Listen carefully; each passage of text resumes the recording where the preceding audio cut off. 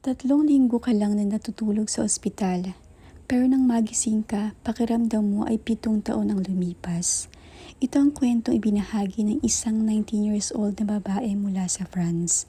Matapos siyang ilagay sa medically induced coma, 3 linggo ang lumipas bago siya nagising. Ngunit ayon sa kanya, hindi siya basta natulog. Habang nasa coma, nakaranas siya ng isang buong buhay. Sa mundong iyon, nakilala niya ang lalaking minahal niya. Nagkaroon silang pamilya at binayaan ng triplets. Lumipas ang mga taon, ipinagdiwang nila ang mga kaarawan ng mga bata.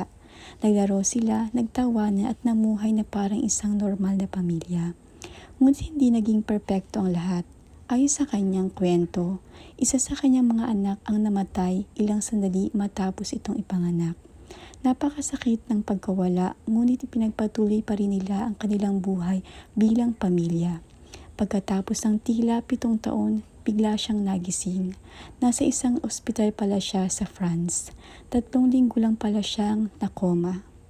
Wala siyang asawa, wala siyang mga anak, at ang buong buhay na malinaw niyang naalala ay hindi pala talaga nangyari. Ang pinakamahirap para sa kanya ay hindi ang pagising, kundi ang tanggapin na ang mga anak na minahal, inalagaan at iniyakan niya ay hindi kailanman umiral. Ayon sa mga doktor, may mga pasyenteng nakararanas ng napakalino na panaginip at kakaibang pagdama sa paglipas ng oras habang nasa coma. Hanggang ngayon, marami pa rin ang nagtatanong, ano nga ba talaga ang nangyayari sa isang tao habang siya ay nasa coma?